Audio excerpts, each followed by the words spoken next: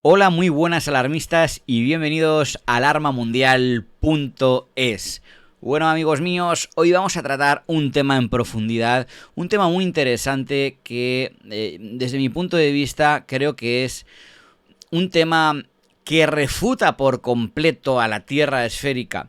Un tema importante, es una de esas patadas en los cataplines ahí para el modelo esférico que creo que vale la pena tener en cuenta.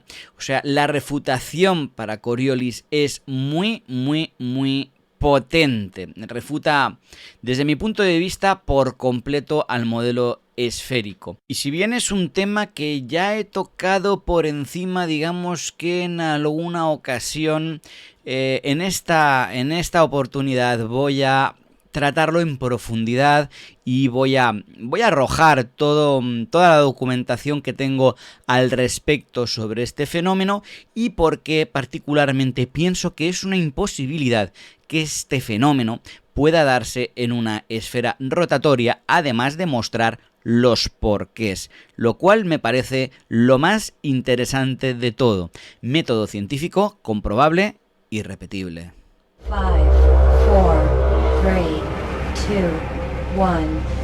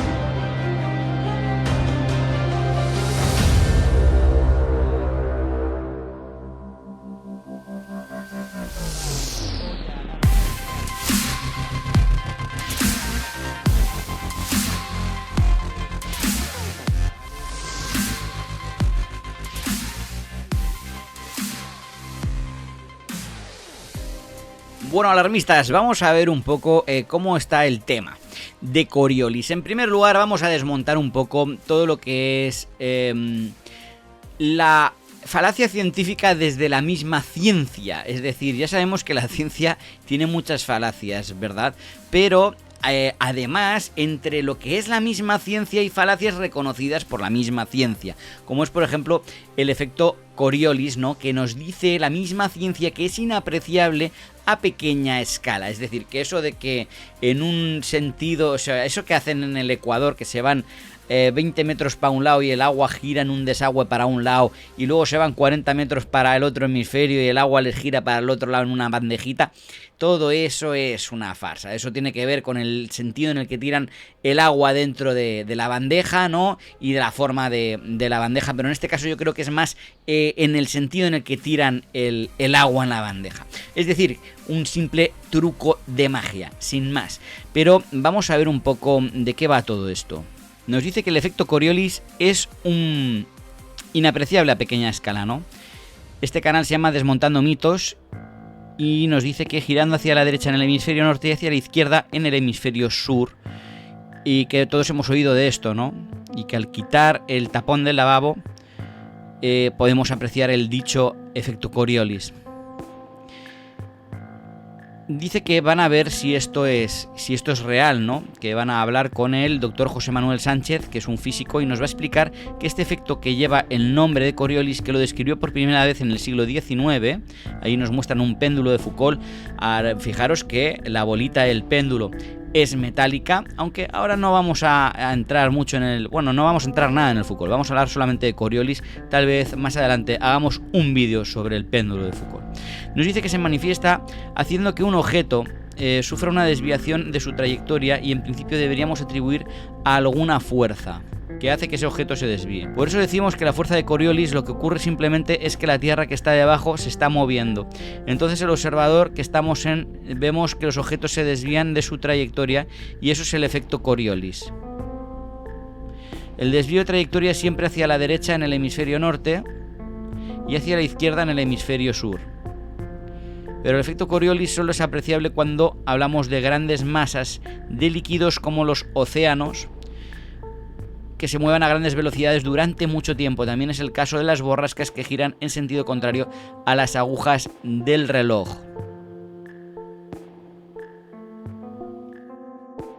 Sánchez de Santos asegura que en nuestra vida cotidiana el efecto Coriolis es imperceptible. Nos dice que este efecto también es visible para calcular las trayectorias de los aviones. Esto tendrá que demostrarlo porque este señor es físico, pero no es ingeniero aeronáutico ni es piloto de avión. Entonces esto, lo que él está diciendo, es una creencia popular tan arraigada como por ejemplo lo es la del que dice que el efecto Coriolis es apreciable en la taza del inodoro o en el lavabo de su casa.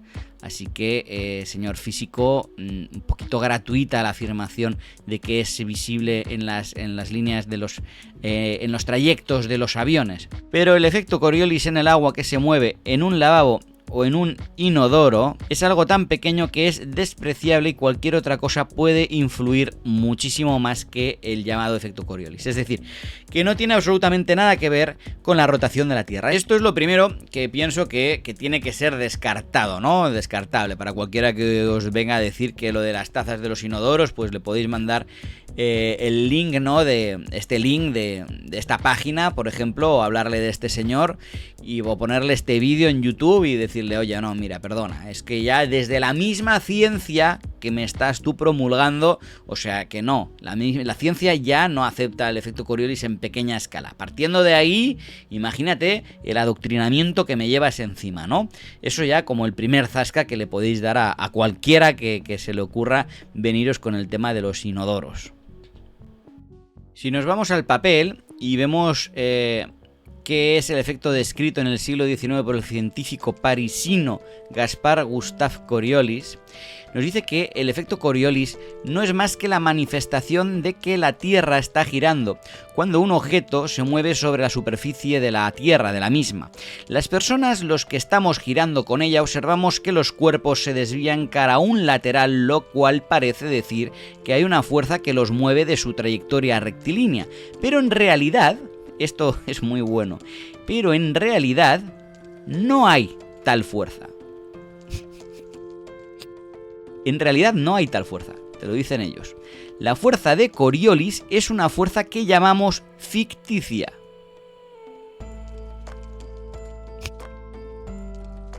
A la fuerza de Coriolis la llaman fuerza ficticia. No es real. Esto es que es gordo, ¿eh? Te lo dicen ellos mismos. No es real. Pero efectivamente se manifiesta debido a la rotación de la Tierra, afirma el físico. Afirma el físico. Que se manifiesta debido a la rotación de la Tierra. Entonces, algo que en realidad no está. No hay tal fuerza en realidad. La llaman ficticia. No es real. Pero se manifiesta debido a la rotación de la Tierra, afirma el físico. Yo hoy en este vídeo voy a demostrar que en el supuesto caso de que las grandes masas nubosas o de agua estén afectadas por la supuesta fuerza de Coriolis, voy a demostrar que existe otra explicación para darle explicación precisamente a esa realidad observable. Es decir, hay otra explicación alternativa para poder observar el mismo fenómeno en grandes masas de nubes y en grandes masas de agua. Referente a lo de las largas líneas de los aviones, pues esto es algo que yo personalmente pongo muy en duda. O sea, este señor ha dicho eso porque le resuena por su cabeza, pero pruebas empíricas como las que ha mostrado cero pelotero. No ha mostrado ninguna prueba empírica de que sea eso real, al igual que tampoco creo que se ha planteado otras posibilidades para el efecto Coriolis en grandes masas nubosas y en grandes masas de agua. Aquí en Alarma Mundial sí vamos a plantear todas las posibilidades, y si ustedes caen en la cuenta de alguna posibilidad que les parezca que pueda estar dando explicación a una posibilidad alternativa que aquí se nos pueda estar escapando a este mismo fenómeno, pues agradecemos que la dejen en la caja de comentarios y lógicamente leeremos esta posibilidad y vamos a dar reconocimiento siempre a cualquier persona que dé con algo realmente interesante. Nos dicen que solo es perceptible en grandes cuerpos en movimiento. El desvío de trayectoria que provoca la rotación de nuestro planeta en los cuerpos en movimiento sobre su superficie es siempre efectivamente hacia la derecha en el hemisferio norte y hacia la izquierda en el hemisferio sur. Pero el efecto Coriolis solo es apreciable cuando hablamos de grandes objetos, como un avión. Esto es muy gratuito. Un avión no es un gran objeto, ni mucho menos. O grandes masas de líquidos, como los océanos que se mueven a grandes velocidades. Bueno, vale. Ahí más o menos vale en cuanto a grandes líquidos o a grandes masas, pero lo de grandes velocidades no es cierto. A grandes velocidades en todo caso es el caso del avión, pero esto, bueno, en fin, podamos entender que está mal explicado, que el avión lleva grandes velocidades y los océanos son grandes masas de líquidos. Tal vez deberían haberse expresado mejor. Vamos a dejarles ahí el beneficio de la duda, ¿no?, de que tal vez haya un error de expresión. Dice que también es el caso de las borrascas, que giran en el sentido contrario a las agujas del reloj en el hemisferio norte y en sentido horario en el hemisferio sur, por el efecto Coriolis. Bueno, esto de que es por el efecto Coriolis es una afirmación, digamos que es una afirmación de ellos, que yo creo que es un poquito gratuita. Sin embargo, vamos a ir viendo a lo largo de este vídeo cómo, en caso de que esto sea cierto, podría deberse a otras causas. En primer lugar, tengamos en cuenta que los gráficos que nos muestran para el efecto Coriolis, por un lado es una esfera en CGI donde hacen que nos imaginemos los vientos, y después nos lo muestran en un mapa de Mercator con estas capas nubosas moviéndose. Todo esto está hecho por ordenador. Supuestamente son las imágenes recreadas mediante satélite. Curiosamente siempre me sorprende, ¿no?, que este tipo de representación así a tiempo real nos lo muestran casi siempre, o sea, siempre en un mapa de Mercator, y no lo hacen en una esfera, ¿no?, a excepción de las fotos satelitales del EPIC, del Himawari, pero tampoco vienen con este tipo de recreación en vídeo, ¿no?, con aceleración, sino que son más bien fotografías. Entonces, claro, visto así ya tenemos algo un poco raro, ¿no? Es decir, lo que nos ponen a tiempo, supuestamente a tiempo real, aunque ya sabemos que todo esto es CGI, pero nos lo ponen sobre un Mercator, no sobre una esfera. Es curioso, si más no, ¿no? A mí me llama un poquito la atención este tema, pero bueno, lo dejamos ahí. La cuestión es que no tenemos ninguna evidencia de que esto sea de esta manera. Es decir, tenemos, bueno, las fotos satelitales, ¿vale? Sí, podemos contrastar, ¿no?, que se forman las tormentas, las masas nubosas giran hacia un lado en un sitio, ¿no?, en un hemisferio, y hacia el otro en el otro. Supuestamente, porque si miramos luego cómo podemos comprobar nosotros esto desde tierra, ¿no? Si por ejemplo buscamos ojo de tormenta hemisferio norte, pues fotos desde tierra, como podemos ver, más bien poquitas. Tal vez esta sería una de las pocas, ¿no?, y poquitas, esta sería otra, pero aquí a mí me cuesta identificar si este ojo de huracán está girando en un sentido u en otro.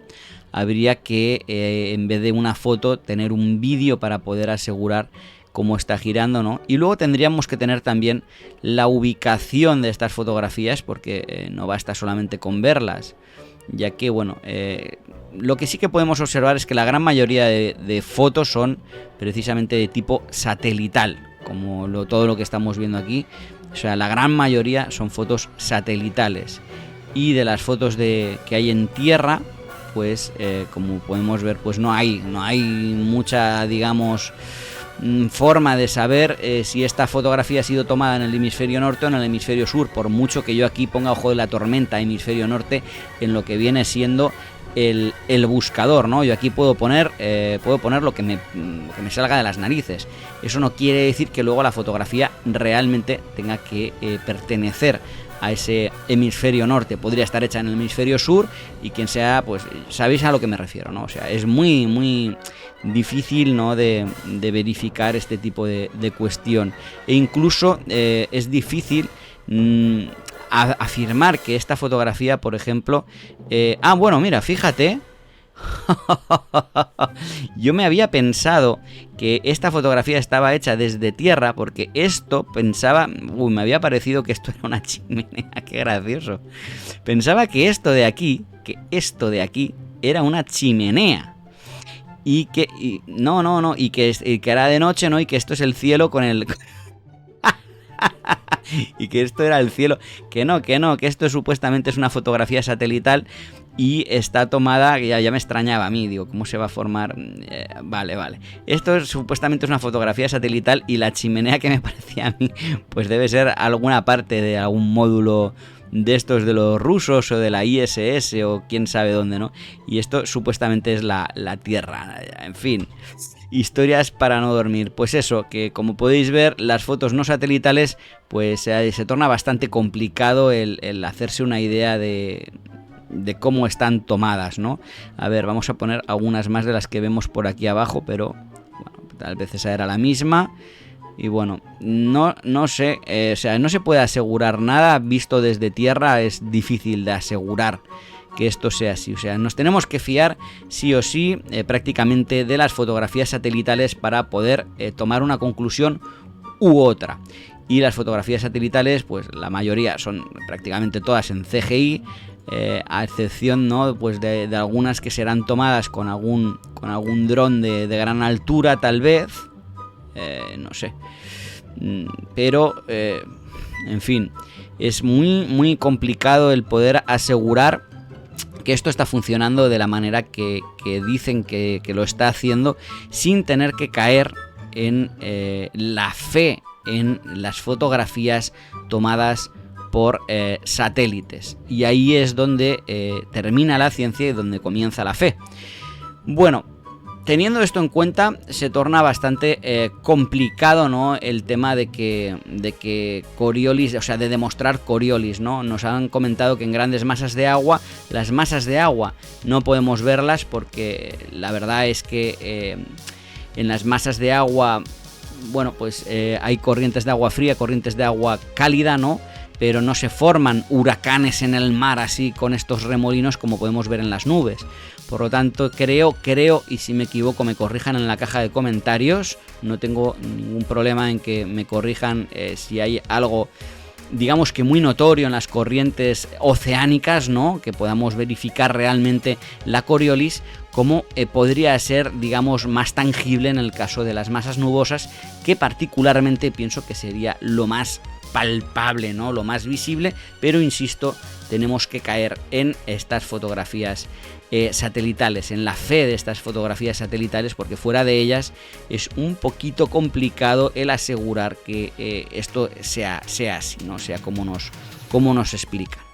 Bueno, alarmistas, pues como podéis comprobar, en pequeña escala el efecto Coriolis nos dicen que es completamente imperceptible. Y a gran escala resulta que tenemos que caer en la fe de lo que nos muestran las agencias espaciales a través de sus supuestos satélites, puesto que se complica mucho la tarea de poder verificar desde tierra que efectivamente las masas nubosas giran en un sentido en el hemisferio norte y en otro sentido distinto en el hemisferio sur. Así que tal como lo veo, el efecto Coriolis es más una cuestión de fe que una cuestión de ciencia, ya que requiere tener fe en la ciencia. Luego es una cuestión de fe. De todas formas, vamos a suponer que sí. Vamos a darle el beneficio de la duda. Vamos a pensar que algunas de las fotos que están tomadas desde los satélites del hemisferio norte y del hemisferio sur, vamos a suponer que estén tomadas desde satélites en globos aerostáticos a gran altura y que realmente hayan captado esos ojos de tormenta y que realmente estén girando en un sentido en el hemisferio norte, y o sea, en sentido horario en el hemisferio norte y en sentido antihorario en el hemisferio sur. No sé si lo he dicho bien, tal vez lo haya dicho al revés, me disculpáis. Ahora vamos a entrar en materia y vamos a ver y vamos a dar explicación, ¿no? De por qué, cómo podría estar sucediendo esto. Pero primero vamos a dar la explicación de por qué es imposible que el efecto Coriolis, si es que existe, se esté dando en el mundo por la rotación de la supuesta Tierra esférica, porque esto es completamente aplastante para el sistema de la esfera rotatoria. Pues nos venimos aquí al gráfico de la esfera. Por en el gráfico de la esfera vamos a poder ver bien cómo nos explican que esto se sucede. Resulta que por la rotación, esto es lo que le explican a la gente, esto es lo que quiero que entendáis, esto es lo que se le explica a la gente de a pie, que debido a la rotación de la Tierra que va de oeste a este, los vientos es como que van más lentos que la esfera, que esto es algo esperable, algo que luego a la hora de la verdad, pues los vientos van para donde quieren, las masas de nubes a veces van en contra de la rotación de la Tierra y a veces van a favor de la rotación de la Tierra, pero según esto nos explica que los vientos, digamos que vienen de esta forma así, chocan en el ecuador y luego generan estas borrascas, ¿no?, de aire caliente frío que giran en sentido supuestamente antihorario en el hemisferio norte y horario en el hemisferio sur. Bueno, vale, hasta aquí más o menos se comprende la teoría del supuesto Coriolis y hasta aquí estaría todo más o menos correcto. Más o menos correcto, porque ahora tenemos que tener algo en cuenta. Y es que cuando nosotros tomamos un avión, resulta que estos aviones no les afecta la rotación de la Tierra. Aquí nos han dicho que sí, que los aviones están afectados por la Coriolis, pero esto es algo que no han demostrado. Vamos a ver unas explicaciones sobre el efecto Coriolis en la Tierra esférica.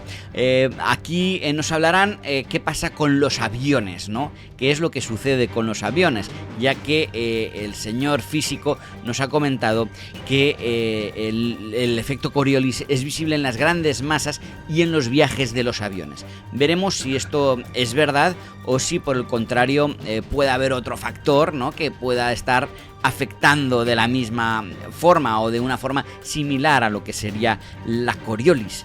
Así que esto es muy, pero que muy interesante, amigos míos. Y además vamos a ver cómo nos pone una serie de ejemplos para el efecto Coriolis, que luego vamos a buscar por otro lado a ver si se les puede dar explicación sin la necesidad de intervenir con Coriolis. ¿Será que una causa está pisando a otra y la otra la primera y la primera la segunda? Bueno, nos explican que todo está como intercorrelacionado, pero ¿qué pasa si existe la pavorosa posibilidad de que esa intercorrelación resulte que no tenga una verdadera relación y que tal vez esa posible realidad observable se deba a otros motivos que también tengan una correlación, pero no con la Coriolis que nos comentan que es completamente imaginaria? Bueno, vamos a verlo. Si nosotros ahora estamos en el Polo Norte y queremos bajar hasta el Ecuador, empezamos a bajar, pero la Tierra, como está girando, nos desviamos, ¿veis? Nos desviamos hacia la derecha, dejándolo bonito así. Si estamos en el Polo Norte y bajamos al Ecuador, nos desviamos hacia la derecha. ¿Por qué ocurre esto? Fijaos, en el Polo Norte no tenemos velocidad, pero según vamos bajando hacia el ecuador, vamos teniendo más velocidad. Y si estamos en el ecuador, la velocidad que tenemos es de 1700 km/h.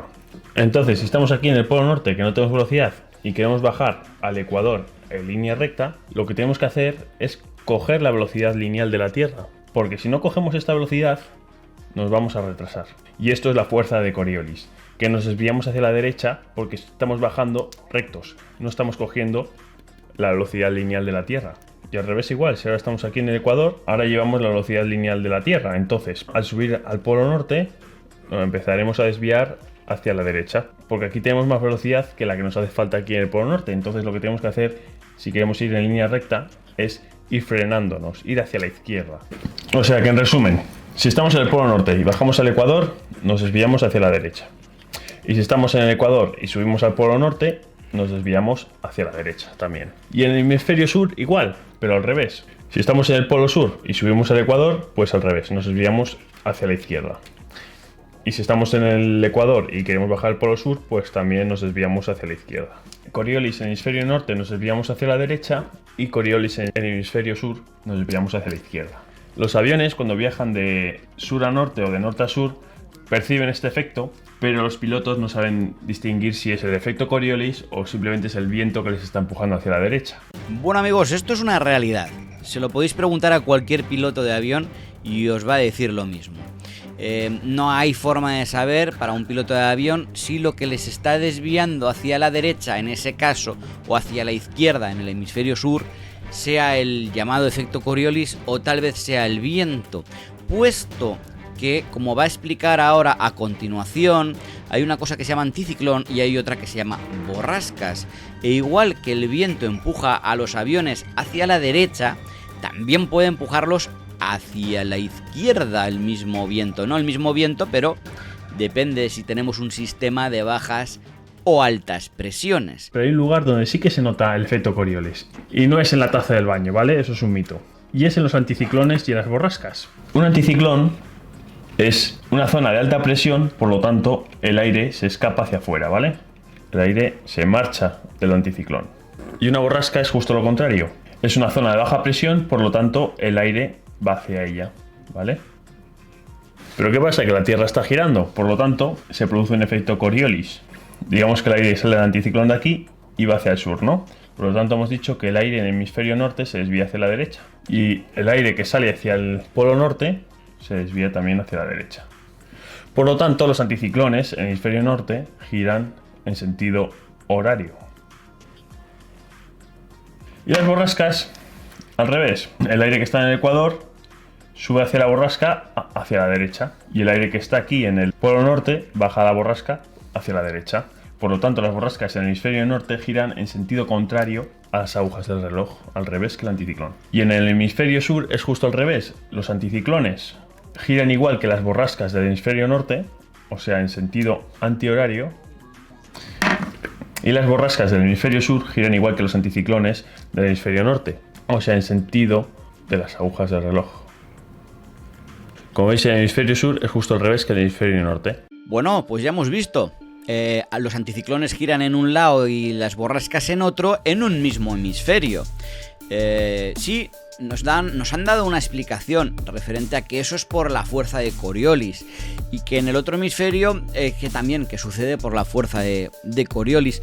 Pero bueno, vale, más allá de ahí, ahora veremos si existe otra posible explicación para el mismo fenómeno, para las borrascas y para los anticiclones, sin que tal vez tenga nada que ver el efecto Coriolis. Vamos a ver si esto es posible también, ya que el efecto Coriolis, tanto que nos hablan de él, resulta que en el único lugar en el que lo podemos observar es en los anticiclones y en las borrascas, puesto que un avión no sabe diferenciar si lo que lo está desviando es el viento del anticiclón y la borrasca o el efecto Coriolis. Entonces, como no hay nada en claro, no podemos asegurar esto. Vamos a centrarnos en las mentiras que nos cuentan a la gente de a pie, porque nos dice en esta primera página que estábamos mirando, ¿no?, del Sánchez Santos, de ese físico gallego, nos comentan que también es el caso de las borrascas que giran en sentido contrario a las agujas del reloj en el hemisferio norte y en sentido horario en el hemisferio sur. Claro, nos dicen que esto se debe al efecto Coriolis. Vale, que está muy bien, que sí, que es verdad, sí, es verdad, pero obvian que los anticiclones giran en sentido contrario en el mismo hemisferio. Obvian esta realidad, ¿no? Vamos a suponer que solamente fueran las borrascas. La explicación va a ser, la explicación paralela va a ser la misma, no me importa si son borrascas o anticiclones, incluso que giren diferente. Se puede dar explicación a este fenómeno sin tener que centrarnos en el efecto de Coriolis, en esa fantasía que al parecer solamente es comprobable, según nos explican aquí, en los anticiclones y en las borrascas. Pues bueno, vamos a ver otro vídeo para ver un poco más, además del sistema de altas y baja presión, vamos a ver qué es lo que puede estar sucediendo y vamos a hacer una correlación. Vamos a intentar darle una explicación paralela al mismo fenómeno observable, ¿no?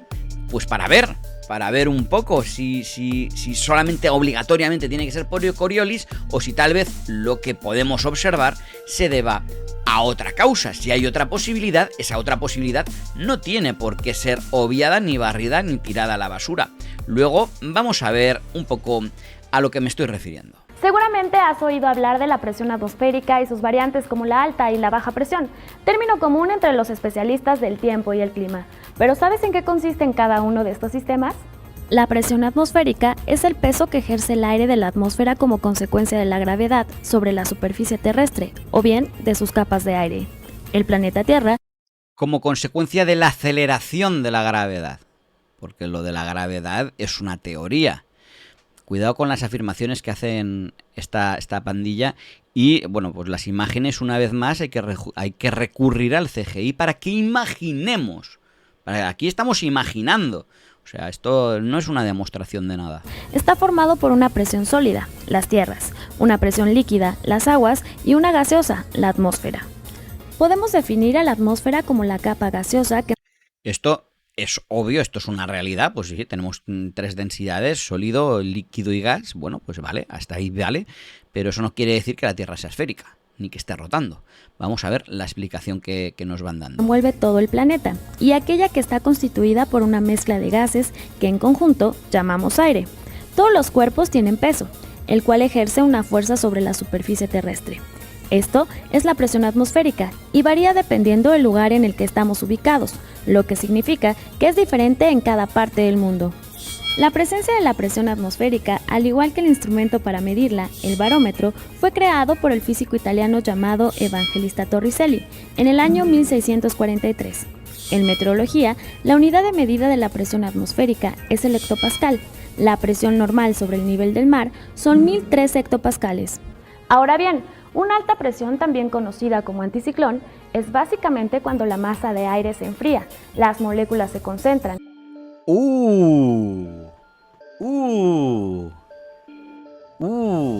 Esto no nos lo había explicado nadie todavía. Resulta que el anticiclón es cuando la masa de aire se enfría. No solamente es el tema de la alta presión, sino que además la masa de aire se enfría. O sea que hay partículas que se enfrían o se calientan. Vamos a observar, porque resulta que esto va a ser importantísimo y decisivo en si un anticiclón o una borrasca giran en un sentido o giran en otro. Todo tiene que ver con el aire frío o caliente. Quiero recordar que, según nos explican, borrascas y anticiclones, o sea, todo el aire, ¿no?, nace del ecuador por la rotación de la Tierra, nos dicen. Tengamos en cuenta que en un imán gigante tendríamos justo en el ecuador las paredes de Bloch, esa franja magnética. Y tengamos en cuenta que el aire tiene una humedad y el agua tiene propiedades diamagnéticas y va a reaccionar dependiendo en qué parte del campo magnético se encuentre, pues va a reaccionar de una polaridad o de otra. Además, el aire caliente tiende a elevarse y el frío tiende a caer. Entonces, cuidado, porque tal vez la explicación no solamente la podamos dar con el efecto Coriolis como nos quieren vender, tal vez haya una explicación paralela e igual de posible para el mismo fenómeno observable. El aire es más denso y pesado y por lo tanto desciende hacia la superficie terrestre y se comprime. Fijaros que el aire frío, estamos hablando del anticiclón, baja de las capas altas hacia la superficie donde se calienta y vuelve a subir. Vale, aquí se da la zona de alta presión, pero fijaros que qué mentira, que es que nos están poniendo las flechas del aire frío, nos las están poniendo así, como que el aire baja en recto. Vale, esto no es así y luego nos lo van a explicar, porque si os fijáis aquí en la A de anticiclón nos están dando el sentido en el que baja el aire frío. O sea, el aire frío baja, por ejemplo, en un hemisferio en un sentido, en el sentido de las agujas del reloj, en el caso del anticiclón, y en el hemisferio sur, pues al revés, baja en sentido contrario. Tiene lógica, ya que el hemisferio sur tiene una polaridad distinta al hemisferio norte. Entonces las partículas de aire, la propiedad magnética de la humedad que hay en ese aire, pues va a reaccionar con la polaridad magnética. No puede bajar en el polo positivo de la misma forma que lo hace en el negativo. Ok, las paredes de Bloch, estas de las que nos habló José Antonio García, pues deben ser tenidas en cuenta, porque si vivimos encima de un imán gigante, como es lo que presuponemos que es la Tierra, un imán gigante, por eso decía Nicolás Tesla, si queremos comprender nuestro mundo debemos hacerlo en términos de frecuencia, vibración y electromagnetismo. ¿Por qué? Porque la Tierra es un electroimán gigante, o digamos que es un imán gigante que reacciona electromagnéticamente al Sol y la Luna, los cuales casualmente pasan por el ecuador, pasan en línea recta por el ecuador. Vale, pues si están pasando en línea recta por el ecuador, ya nos podemos hacer una idea de qué es lo que calienta y enfría las masas de aire, que a su vez, con las propiedades diamagnéticas del agua, de la humedad ambiental, van a reaccionar, según las paredes de Bloch, en el hemisferio norte con una polaridad y en el hemisferio sur con otra polaridad, lógicamente invertida. Entonces nos dice así: las paredes de Bloch son un volumen estrecho de transición entre dos dominios magnéticos. En esa transición los dipolos giran, los dipolos giran. Esto es importante. Un segundo. Los dipolos giran desde la orientación inicial en un dominio hasta la orientación del dominio situado al otro lado de la pared. Pared no entendida como simple separación, sino como zona de transición de los dipolos magnéticos. Entonces, pared no entendida como simple separación. O sea, la pared no es una separación. Es una zona de transición de los dipolos magnéticos. El ecuador es la zona de transición de los dipolos magnéticos, digamos. Por eso en el ecuador, las tormentas que se forman en el ecuador lo tienen un poquito, digamos que parten todas de como de una línea central, más o menos, aproximadamente, aunque se han formado anticiclones y borrascas justo encima del ecuador, se han llegado a formar, pero bueno, para eso está el aire frío caliente y las altas y las bajas presiones y el paso de la luna y el sol. Pero el ecuador es la zona de transición de los dipolos magnéticos. Por eso todo nace del ecuador y en un hemisferio gira todo en un sentido y en el otro gira de otra manera. Pero para que entendáis esto mejor, vamos a ver un poco este vídeo que estábamos viendo. En este caso, los vientos giran en el sentido de las agujas del reloj. El sistema genera regularmente una zona de estabilidad atmosférica con poca nubosidad y escaso viento, a lo que se le llama buen tiempo. Estas formaciones son muy extensas y tienen un periodo de duración de varias semanas. En contraste, la baja presión experimenta un calentamiento en su masa de aire. Las moléculas se separan y ascienden. Vale, Ya vemos que la borrasca, al revés que el anticiclón, es aire caliente ascendiendo. Y aquí vemos que nos pone unas flechitas como que este aire asciende recto. Sin embargo, nos ponen la B de borrasca las flechas en sentido contrario al anticiclón. Pero vamos a ver cómo sucede realmente esto, porque aunque nos ponen estas imágenes un poquito confusas, ahora nos lo van a mostrar mucho más claro y nos van a sacar de dudas de qué es lo que pasa realmente.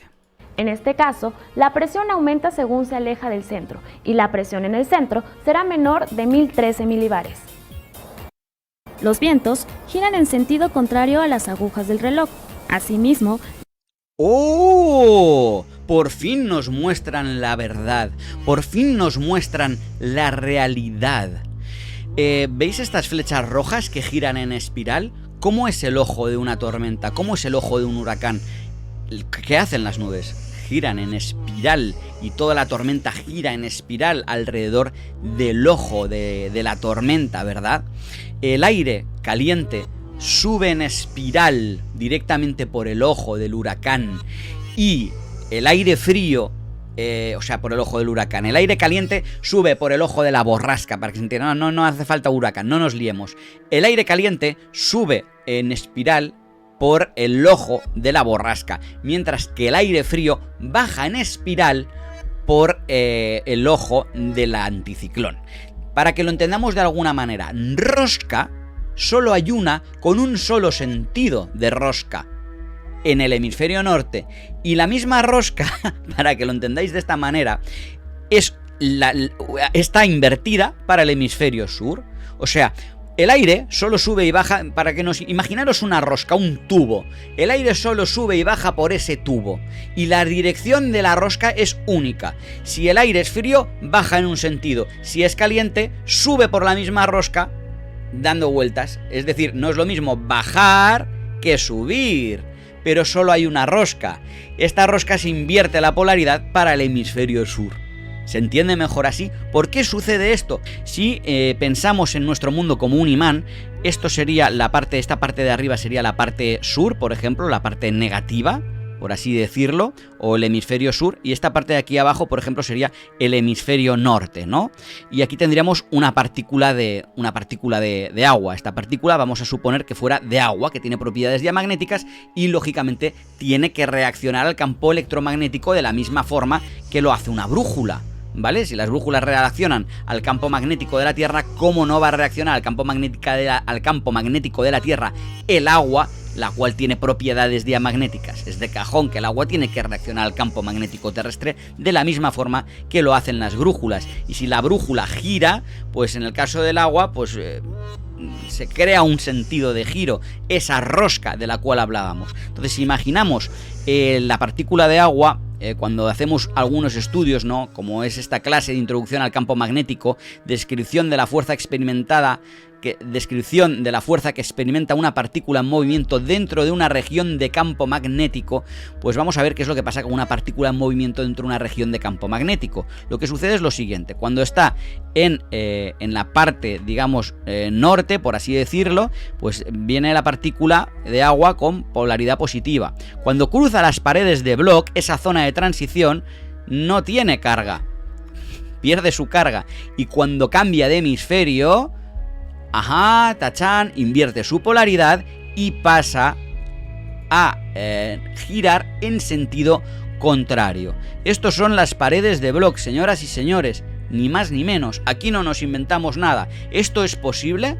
Si tenemos en cuenta las propiedades diamagnéticas del agua y lo que les acabamos de explicar, que si una brújula reacciona al campo magnético terrestre, lógicamente el agua tiene que reaccionar también al campo magnético terrestre, y que por lo que podemos ver solamente existe una rosca, o sea, solo existe un sentido de giro, y lo único de lo que depende este sentido de giro es de si el aire sube o baja. Luego todo lleva el mismo giro, lo único que cambia es el sentido de si sube o si baja, pero están invertidos, y lo único que puede invertir, tal como yo lo veo, es el magnetismo. ¿Por qué digo que solamente lo puede invertir el magnetismo? Os voy a dar 2 razones de peso. En primer lugar, vamos a ver más o menos a qué altura rondan las nubes. Pues aproximadamente sobre los 7 kilómetros de altura en los mejores casos. Las nubes medias pues suelen rondar los 7 kilómetros de altura. O sea, en la mayoría de casos la actividad nubosa no va mucho más allá de los 7 kilómetros de altura. Si leemos un poco más sobre estos fenómenos, vais a ver que nos están comentando, ¿no? En el mejor de los casos, entre los 6 y los 8 kilómetros de altura, de altitud, ¿vale? He encontrado una página que explica un poquito más, porque me he metido mucho sobre todo para saber sobre las nubes altas. Lo que he encontrado es algo muy revelador. Nos dice que las nubes altas tienen alturas de base de 3.000 a 7.600 metros en regiones polares, de 5.000 a, cuidado, 12.200 metros en regiones templadas y de 6.000 hasta 18.300 metros en la región tropical, es decir, en el Ecuador. Bueno, pues parece bastante curioso, ¿no? Que en la parte del Ecuador pues las nubes tengan tanta altura. Bueno, pues no es de extrañar, no es tan curioso, esto no es nada raro. ¿Que por dónde pasa el Sol? ¿El Sol por dónde pasa? Si es que pasa por el Ecuador. El Sol, la Luna, todas las estrellas errantes, la Vía Láctea, todo pasa por el Ecuador. El jaleo, el tumulto de firmamento, la acción, está toda en el Ecuador. Todas las estrellas errantes están en el Ecuador. Pasan todas en línea recta por encima del Ecuador. La Luna pasa en línea recta por el Ecuador. El Sol pasa en línea recta por el Ecuador. ¿Dónde hace más calor? En el Ecuador. ¿El aire caliente qué hace? Sube. ¿Con las nubes qué hace? Pues sube, se eleva, como los globos aerostáticos se elevan, ¿no? Los globos aerostáticos no, miento, esos son de helio. Los globos, o sea, los globos de volar, ¿ya me entendéis? Entonces, claro, resulta que la rotación de la Tierra es capaz de afectar a nubes que están a 7 kilómetros de altura, a 18 kilómetros de altura. La rotación de la Tierra afecta a estas nubes y las hace dispersarse, o sea, rotar en un sentido, ¿cierto? O sea, pero si esto fuera real, si esto fuera verídico, entonces, por rotación de la Tierra, un helicóptero solo tendría que elevarse, esperar que la Tierra rote y volver a bajar. Porque nos dicen que la atmósfera rota con la Tierra. Sin embargo, la atmósfera rota con la Tierra, pero se desvía a 7 kilómetros de altura, a 18 kilómetros de altura. Si hay muchas veces que las nubes se mueven en dirección contraria a la rotación de la Tierra. Y las podemos ver pasar en dirección contraria a la rotación de la Tierra. O sea, que se supone que la Tierra rota de oeste a este. La Tierra esférica se supone que rota de oeste a este. Muchas veces las nubes van al revés. Las nubes las ves viajar hacia el oeste, en dirección contraria a la rotación de la Tierra. Ah, no, es que están girando en algo más grande que tú no eres capaz de ver desde tu lado. Lo que tú quieras. Cuéntamela como quieras. Van en dirección contraria a la rotación de la Tierra. Entonces, ¿qué me estás contando? Que por rotación la rotación de la Tierra es capaz de afectar a 7 y 18 kilómetros de altura a las nubes, pero a un avión y a un helicóptero no. El avión, cuando se eleva, no tiene que viajar contra vientos de 1670 kilómetros por hora cuando viaja hacia el oeste. El helicóptero no puede elevarse, esperar que llegue a su destino y volver a bajar. Ah, pero bien, pero la rotación sí afecta a las nubes. A las nubes sí las desvía. Pero qué chiste es este, hombre. Qué chiste malo es este. Altura de los helicópteros. Para el caso de los helicópteros no deben sobrepasar una altura superior a los 10.000 metros. Esto debido a que a una altura superior podría causar problemas de oxígeno a los pasajeros movilizados. Bueno, pues ya vemos que los helicópteros hasta los 10.000 metros tiran bien. Me imagino que no todos, pero los mejores pues hasta 10.000 metros, 10 kilómetros de altura. Teniendo en cuenta que la gran mayoría de actividad nubosa del hemisferio norte, que es donde se ven los huracanes, digamos que no va mucho más allá de los 7-8 kilómetros de altura, como ya hemos visto, pues podemos tener en cuenta que los helicópteros pueden estar por encima de esas nubes. Entonces me estás explicando que Coriolis mágicamente afecta a los vientos y a las masas nubosas que hay por debajo de un helicóptero, pero al helicóptero no le hace absolutamente nada. El helicóptero puede estar estático ahí. Si nos dicen precisamente que vamos pegados, que la atmósfera rota con la Tierra, que eso hay que irse a las capas súper altas. Entonces, si hay que irse a las capas súper altas, que no nos vendan el cuento que a 18 kilómetros de altura Coriolis nos desvía las nubes. No es Coriolis. No puede ser Coriolis. No puede ser la rotación de la Tierra lo que está desviando esas nubes. Es imposible. No sé si nos estamos dando cuenta, si estáis cayendo en la cuenta de a lo que me refiero. Pero es que hay algo mucho más gordo que aún destapa mucho más el pastel, y con esto ya se descubre el pastel del todo. El físico José María Sánchez de Santos, profesor de física teórica en la Universidad de Santiago de Compostela, nos explicó que el efecto Coriolis no es más que la manifestación de que la Tierra está girando. Bueno, eso dice él, ¿no? O eso es lo que dicen muchos. Pero vamos a verlo. La fuerza de Coriolis es una fuerza que llamamos ficticia, como hemos dicho al principio de este vídeo. ¿Vale? Es una fuerza ficticia, no es real. Cuidado, porque nos están diciendo que la fuerza de Coriolis no es real, pero efectivamente se manifiesta debido a la rotación de la Tierra, afirma el físico. Bueno, él que lo afirme, aquí estamos demostrando que tal vez se deba a otras causas. Vamos a ver qué es lo que nos dice. El mismo físico que afirma que se manifiesta y que la fuerza de Coriolis no es real, vamos a ver qué es lo que nos cuenta, donde solamente es perceptible. Vamos a recordar que nos ha dicho que el efecto Coriolis solo es apreciable, o sea, no es apreciable en la taza del váter, no es apreciable en ninguna parte, únicamente es apreciable cuando hablamos de grandes objetos, como un avión, o grandes masas de líquidos como los océanos. También es el caso de las borrascas que giran en el sentido contrario a las agujas del reloj en el hemisferio norte y en el sentido horario en el hemisferio sur por el efecto Coriolis. Bueno, esta es la mayor prueba. Ya hemos visto que, porque yo la verdad no he encontrado nada así que me haya llamado mucho la atención en cuanto a los mares, pero, o sea, en cuanto a los océanos, pero en cuanto a las borrascas, o sea, toda la chicha sobre el efecto Coriolis está ahí. Además, los mares, ¿qué nos van a explicar de los mares? Si la propiedad diamagnética del agua, el mar no va a reaccionar diamagnéticamente sobre el imán en el que está, pues seguramente sí, pero eso tiene que ver más con la propiedad diamagnética del agua, que vivimos encima de un imán gigante. En fin, si nos centramos en las borrascas, que es donde está toda la chicha, nos dice que, claro, en grandes masas, claro, es en grandes masas. O sea, a pequeña escala nos dice que es inapreciable, que no es apreciable, ¿vale? Como nos dice aquí. Solo es perceptible en grandes cuerpos en movimiento. Solo es perceptible en grandes cuerpos en movimiento. Grandes cuerpos en movimiento. Vale, grandes cuerpos en movimiento. ¿Os acordáis de las borrascas y de los huracanes? Vale, pues esto es el jaque mate para Coriolis, para la explicación de las borrascas y de los anticiclones, apoyado en Coriolis. Esto es el jaque mate final, ¿vale? Esto es el jaque mate final, amigos míos.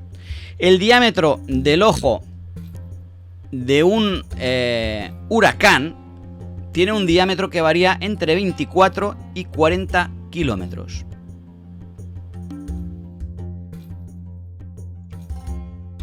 Sin embargo, puede llegar hasta cerca de 100 kilómetros. Bueno, puede llegar. Pero tiene un diámetro que varía de 24 a 40 kilómetros. Varía de 24 a 40 kilómetros. En el cielo 24 kilómetros son visibles. 40 kilómetros son visibles. 100 tal vez ya es un poco más difícil ver el ojo del huracán. Ya hemos visto que hay pocas fotografías del ojo de un huracán desde el suelo, ¿no? O tal vez yo no las he sabido buscar. Sin embargo, 24 kilómetros es muy poco. Es muy poco. ¿Cómo me estás contando que una borrasca o una tormenta, un anticiclón o una borrasca con un ojo de 24 kilómetros... ¿Me estás explicando que el efecto Coriolis está afectando a algo pequeño? Porque 24 kilómetros no es nada. 40 kilómetros, es que no es nada. ¿Qué son 24 o 40 kilómetros? Es que no es nada. O sea, me estás diciendo que ese aire gira en un sentido, o sea, esa tormenta gira en un hemisferio en un sentido y en el otro hemisferio en sentido contrario en tan solo 24 kilómetros por Coriolis. Por Coriolis. Si en pequeña escala es inapreciable. No es que todo lo que gira es la otra gran masa que... Bueno, pero si es que las tormentas se forman alrededor del ojo del huracán.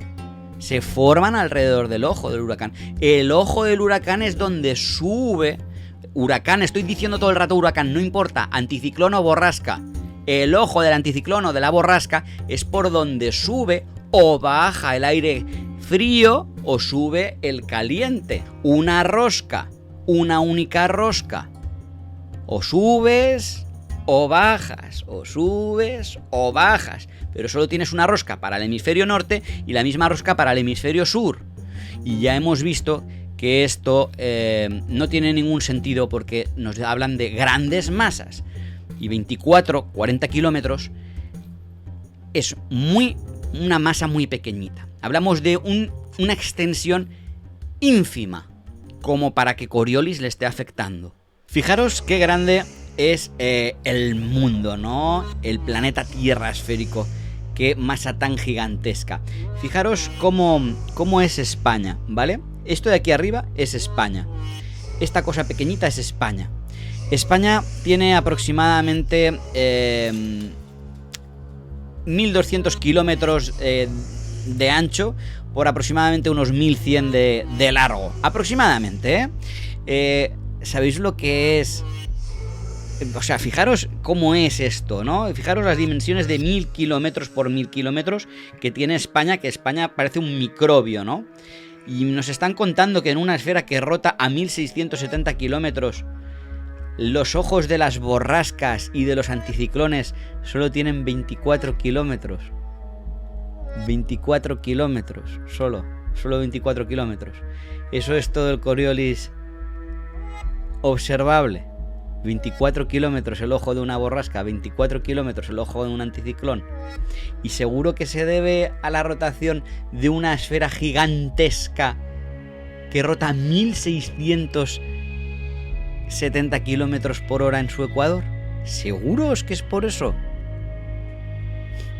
Nada, de eso nada. Lo dudo muchísimo. Solamente cuando vemos las proporciones y la ridiculez de esos ojos de borrasca o anticiclón, no hace falta más que darle dos vueltas a la cabeza para darnos cuenta que los ojos y las desviaciones de las nubes deberían de ser muchísimo mayores y deberíamos vivir en un mundo con unas monstruosas tormentas debido a la rotación de la Tierra. Sin embargo, no es el caso para nada. Más bien esto lo que parece es obedecer a una propiedad diamagnética del agua, la cual invierte su polaridad dependiendo de si está en el norte o está en el sur. Tal así, imaginemos esta rosca de aire. Vamos a imaginar que es una escalera de caracol y que nosotros somos el aire. Pues en el norte tenemos una escalera de caracol y para el sur la escalera de caracol se invierte, ¿vale? O sea, solo tenemos un camino. Y que nosotros que somos el aire, no es que giremos hacia la derecha o giremos hacia la izquierda, es que por magnetismo nuestra propiedad diamagnética solo nos deja hacerlo por una rosca. ¿Qué es lo que sucede? Que si subimos por esa escalera de caracol magnética, pues estamos subiendo en un sentido. Si bajamos, lo hacemos por la misma escalera de caracol en sentido contrario. Pero solo tenemos una rosca, o sea, solo tenemos una escalera de caracol. Digamos que esta escalera de caracol imaginaria sería debido a la polaridad de las propiedades diamagnéticas de las partículas del agua.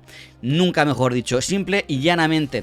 Para mí esto tiene mucho más sentido que esa fantasía de Coriolis y de que la rotación de la Tierra es capaz de afectar a nubes que tan solo están a 7 y 18 kilómetros de altura. Como decía al principio del vídeo, que he puesto un poquito en duda si es verídico o no es verídico que las borrascas o los anticiclones estén girando hacia un lado o hacia el otro, en un hemisferio o en el otro, debido al tema de las fotografías satelitales Entonces, pues bueno, yo creo que ya podemos salir de dudas, viendo que la actividad nubosa en la mayoría de casos no va más allá de los 7-8 kilómetros de altura.